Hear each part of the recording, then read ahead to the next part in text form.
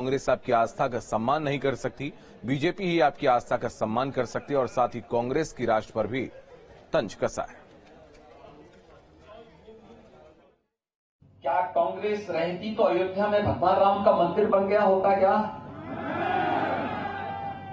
क्या कांग्रेस के रहते काशी में भगवान विश्वनाथ का धाम इस भव्य स्वरूप को प्राप्त कर पाता क्या?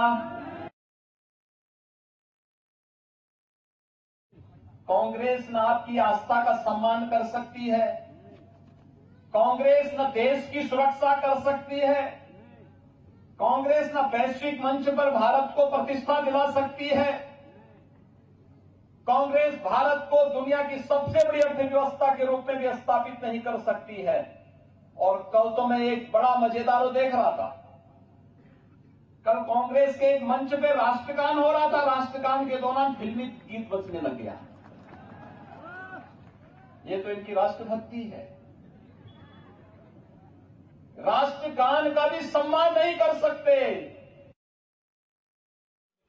गुजरात में चुनाव होने वाले हैं और वहां यूपी के सीएम योगी आदित्यनाथ की जनसभाओं की भारी मांग है। पीएम मोदी के बाद योगी की ही डिमांड ज्यादा है। जानकार मानते हैं कि उनका सदा लहजा अपराध पर चोट और जनता की नब्ज छूती बातें लोगों को भाती हैं, चाहे गुजरात हो या हिमाचल। योगी हर जगह मंच पर दिख जाएंगे।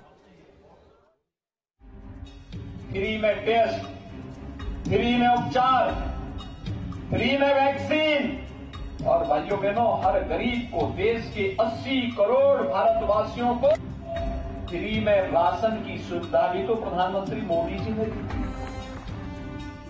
चुनावी सभाओं में सधा हुआ लहजा, लक्ष्य पर फोकस और संतुलित भाषा का चयन। यूपी के सीएम योगी का यह अंदाज लोगों को हर कहीं भाता है, चाहे चुनाव यूपी में हो या फिर सुदूर किसी अन्य राज्य में। पीएम मोदी के बाद सीएम योगी आदित्यनाथ की ही डिमांड सबसे ज्यादा है।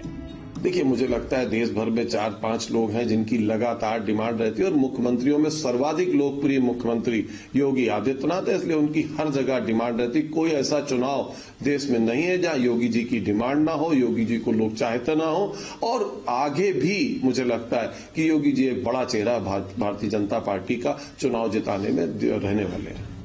गुजरात के रण में शुक्रवार से योगी आदित्यनाथ की एंट्री हो चुकी है, जहां उन्होंने शुक्रवार को ही मोरबी, भरूच और सूरत में बीजेपी प्रत्याशी के पक्ष में रैली की।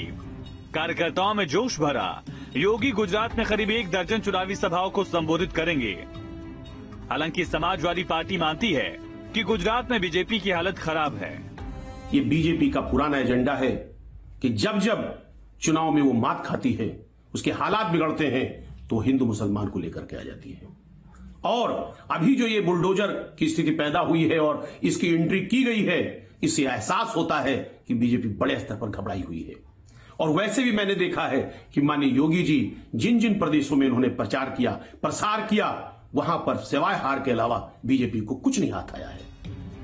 इसके पहले हाल में हुए हिमाचल प्रदेश के विधानसभा चुनाव में भी मुख्यमंत्री योगी आदित्यनाथ ने 5 दिन में 16 रैलियां की थी। भ्रष्टाचार, आतंक और धर्म परिवर्तन जैसे मुद्दों पर उनका रुख लोगों को पसंद आता है। दरअसल भारत की जो राजनीति में बदलाव 14 के बाद से आया है, उसका असर है ये।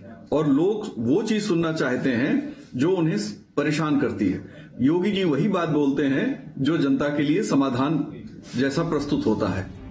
अपराध के खिलाफ उनकी बुलडोजर शैली को अब हर कहीं अपनाया जा रहा है। पिछले 5 सालों में योगी आदित्यनाथ ने उत्तर प्रदेश में कई मोर्चों पर अपनी काबिलियत को बेहतर तरीके से साबित किया, चाहे वो सरकारी योजनाओं को धरातल पर उतारना रहा हो या फिर माफियाओं के खिलाफ कानूनी कार्रवाई। यूपी से बाहर होने वाले चुनाव की बात करें तो बात बंगाल की हो, असम की हो या फिर किसी और राज्य की हो, इन राज्यों में प्रधानमंत्री मोदी के बाद सबसे ज्यादा अगर किसी नेता की डिमांड हो रही है तो वो नेता हैं योगी आदित्यनाथ। वीडियो जर्नलिस्ट मकराना के साथ अविनाश सिंह, न्यूज स्टेट लखनऊ। कानपुर के